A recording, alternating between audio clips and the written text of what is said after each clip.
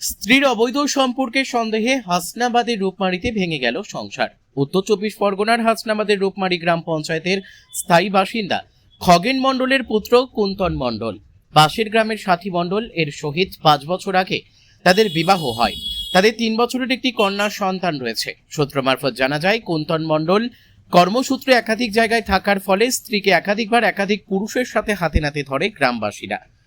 এই নিয়ে গ্রামে একাধিকবার সালিশি সভা বসে। অবশেষে কোর্টের দ্বারস্থ হয় সাথী মণ্ডল। এদিন কোর্টের নির্দেশে হাসনাবাদ থানার পুলিশ এসে সাথীকে সঙ্গে নিয়ে সমস্ত মালপত্র উদ্ধার করে নিয়ে যায়। গ্রামের মানুষের দাবি, যেতে গেলে স্বামীর দেওয়া শাখা ভেঙে সিঁদুর মুছে যেতে হবে। এই নিয়ে চলে টানাটানি। অবশেষে সেই দাবিকে মান্যতা দিয়ে স্ত্রী সাথী শাখা সিঁদুর মুছে হাসনাবাদ থানার পুলিশের সঙ্গে মালপত্র নিয়ে বাড়ি থেকে বেরিয়ে যায়। অন্যদিকে সাথীর মায়ের দাবি, 5 বছর বিয়ে হওয়ার পরেও জামাই কুন্তল মণ্ডল দীর্ঘদিন ধরে তার মেয়ের উপরে শারীরিক ও মানসিক নির্যাতন চালিয়েছে। বসিরহাট থেকে প্রদীপ সরকারের রিপোর্ট, বিগ নিউজ বাংলা। আমি যদি অন্যায় করে থাকি,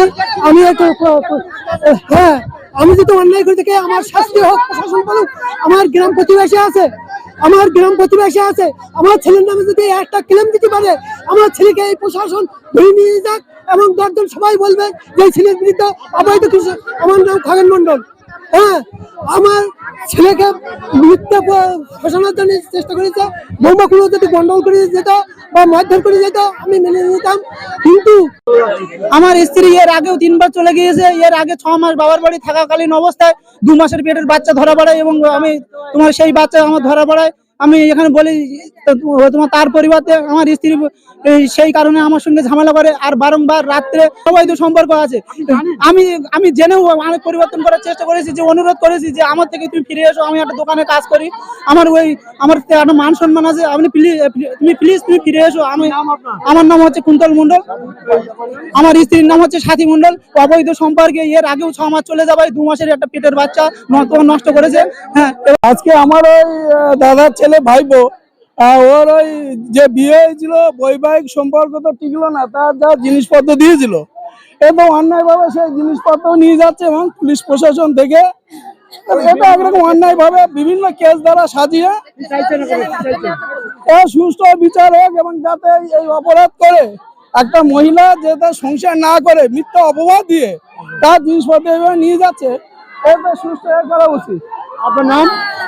আমার নাম বিকাশ মণ্ডল। স্যার, আমার শ্বশুর শাশুড়ি আমার ভাসুর আমার এখানে সংসার করতে দিচ্ছে না। যতবার আমার বাবা মা এখানে আমাকে পাঠাচ্ছে, ততবার আমার স্বামীর সঙ্গে উল্টো পাল্টা লাগিয়ে আমার স্বামীকে দিয়ে আমাকে ততবার মারধর করাচ্ছে, করিয়ে যে আমি বারবারই যাচ্ছি। আবার দুদিন স্যার আমার দেখান অবৈধ সম্পর্ক যদি থাকে, আমার দেখান আমি যদি অবৈধ কাজ করে থাকি আমি মাথা নিচু করে থাকবো। আমি যদি অবৈধ না কাজ করি আমার মাথা কোনো নিচু করে থাকবো। আমি সংসার করব কি করব না সেটা আমি এখানে আমি জানাবো না। আমি কোর্টে যাব, আমার কোর্টে গিয়ে আমি আমার বিচার জানাবো। হ্যাঁ, প্রশাসন এসে মালপত্র নিয়ে যাচ্ছে, এখনো